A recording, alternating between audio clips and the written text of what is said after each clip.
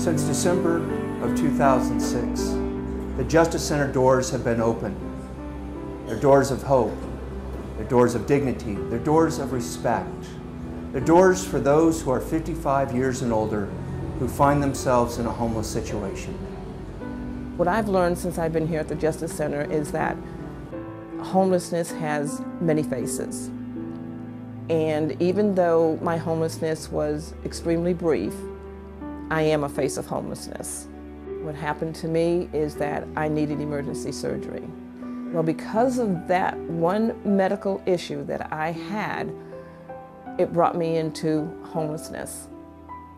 And I had nowhere to go because I had to heal.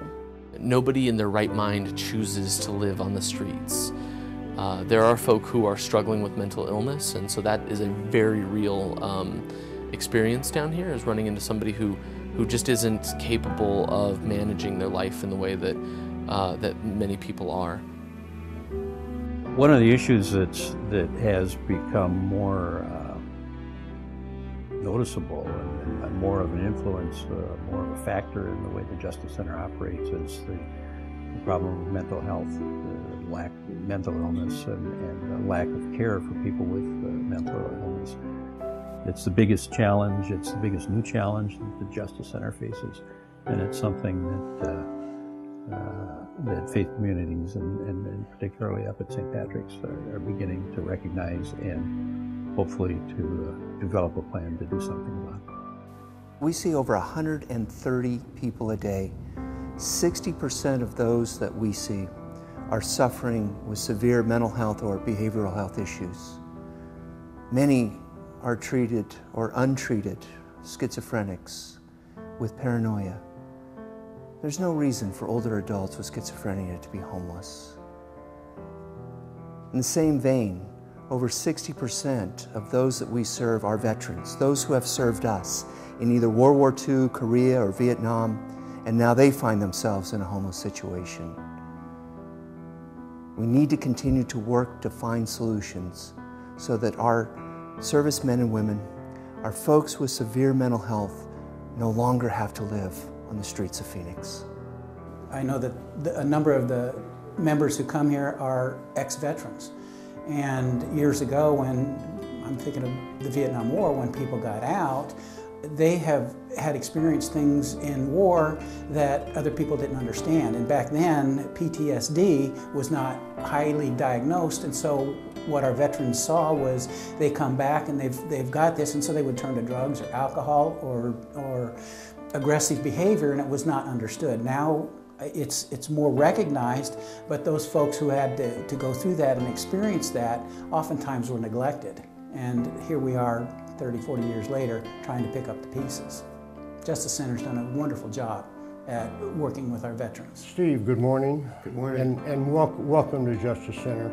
Thank you. I think you already realize that we're here to help homeless people, and I, as one of the 2 veterans advocates, want to help veterans like yourself. Steve has come to us right off the streets. He's been living in a tent. The key now is to get him into the VA system to be evaluated for either service-connected or non-service-connected injuries, where we can tie that into getting him a VA disability and a requisite payment, monthly payment for his disabilities.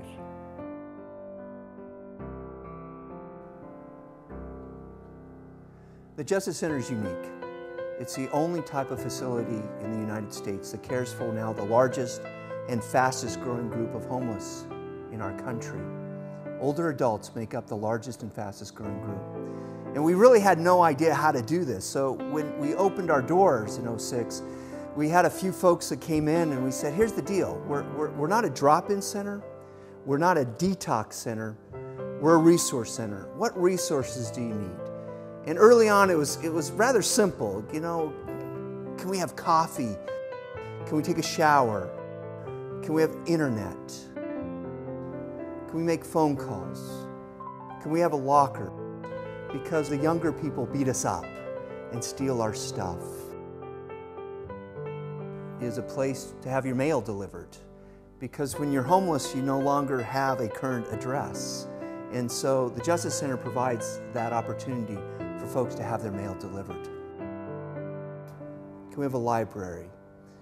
As we've grown through the years, it's become a little more complicated. With cuts in mental health and in physical health, we've had to hire some new folks, especially nurses. We need to have a nurse here on a daily basis to make sure that our folks are cared for. We've also had some really creative people who have come and volunteered. One is our writing workshop. Deborah does a great job. You know, when you become homeless, not only are you without a home, but you're without an identity. You're now seen as a homeless person. And so to be able to tell your story, to have somebody hear your story, you become alive again. And that becomes so important in terms of dignity and respect. During the holidays, Meals on Wheels, which we get during the week, do not come on the holidays. And so we have churches and different groups that bring us food on those days, but we also had the Rosewood Rascals and came and entertained us on Labor Day.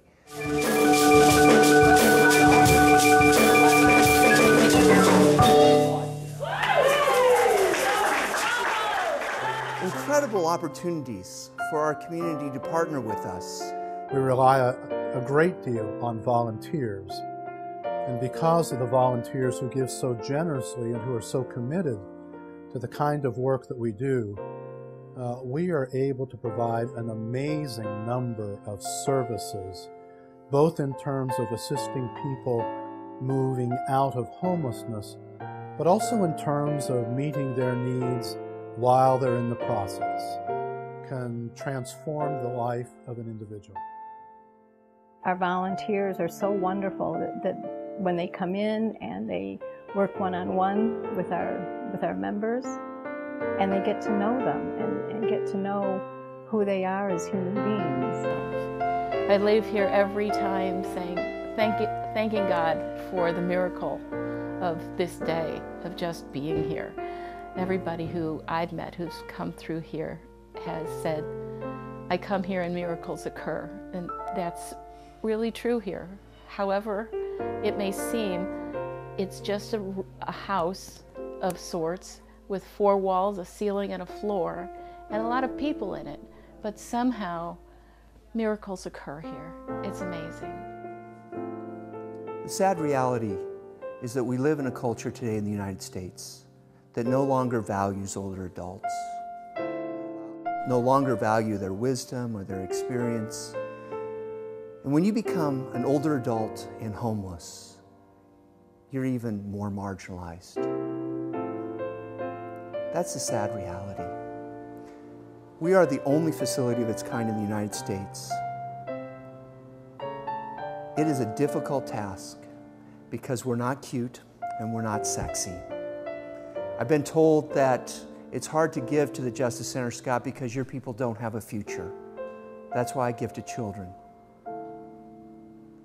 And yet, these are men and women who have served our country. These are men and women who are parents and grandparents. These are men and women who are suffering with either dementia or paranoia or schizophrenia.